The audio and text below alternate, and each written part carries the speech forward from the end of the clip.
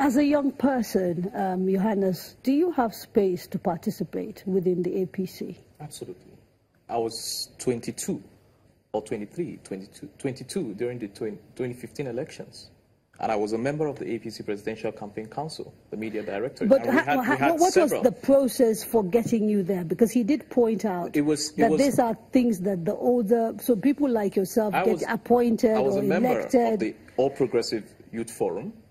I was also on the team of one of the presidential aspirants. I was a lead on the team.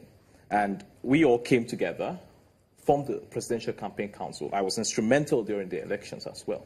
So I think there is already room beyond just limiting to the position of the youth leader. There's already room for youth participation within the party. So within your party, you wouldn't make any improvements? You wouldn't make any changes? Of course, it's something, it's aspirational. We're not saying that this is El Dorado. We're not saying that this is the perfection that we desire. Of course, we aspire to see a youth wing, like even the PDP, suggestions already for their constitutional review. Those are things that we look up to. But then we cannot just limit the conversation and say that we have not been able to achieve certain remarkable achievements in terms of youth participation within the party. Youth participation within the party, especially with the APC, has been remarkable. Even when you look at even those who eventually picked for positions, some positions within the. Okay.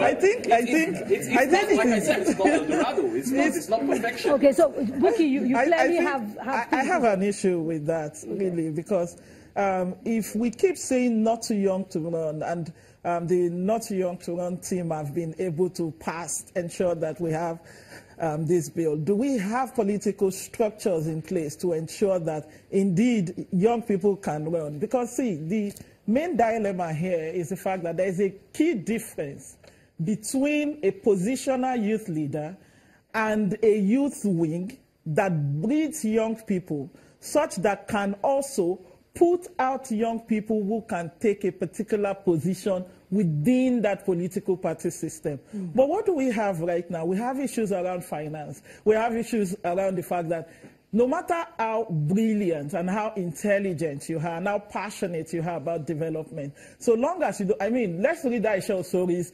Love Does Not Win Elections. So long as you do not have the money, you do not have the right kind of godfather, there are different categories of godfather, by the way, you do not have that kind of internal backing. You only ascend to positions, but that's not what we expect political parties to do. Samson, are you running the wrong campaign? In other words, I'm asking, have you put the cat before the horse?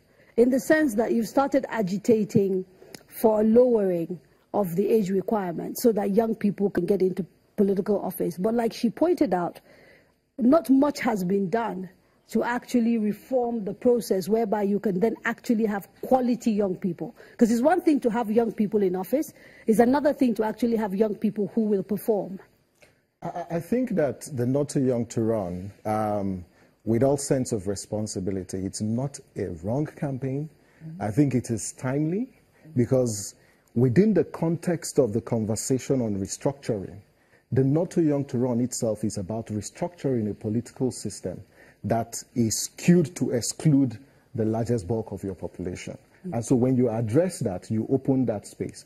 But with respect to whether But if that is the case, why did you go for an amendment rather than a complete abrogation of that section of the Constitution that limits or puts an age requirement? In 2009, when we started engaging this process, 2009 to 2013 and 2014, there were two recommendations that were on the table. First, there is need to align the voting age and the eligibility age. So once you're 18, you're able to run for office.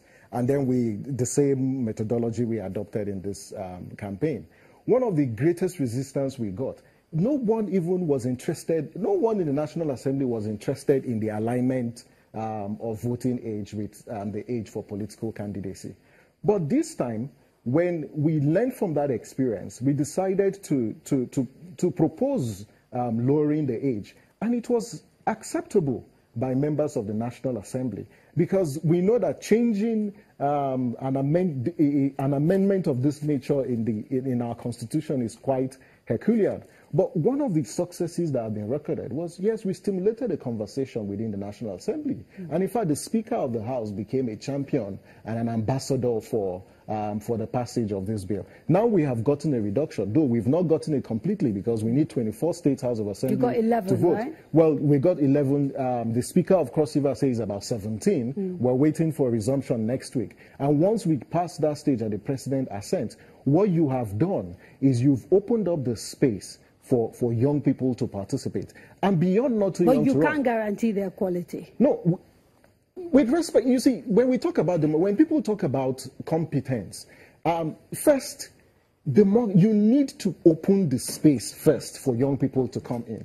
When elders are contesting for elections, no one is talking about capacity but should or we competence. Be is the issue. But we should. We be? And that is why when you talk about not too young to run, there's a question about the competence capital, there's the integrity capital, and the political capital. We're not saying open the floodgates so every Dick and Harry runs for office. No, but people who understand our complex governance problems, who have innovative solutions to address our challenges, and who want power for the common good. Not too young to run, beyond inclusion, is about getting people who have capacity to address the problems that confront us. It isn't about just allowing young people to run for office. Okay, we will carry on after a quick break. Please don't go away.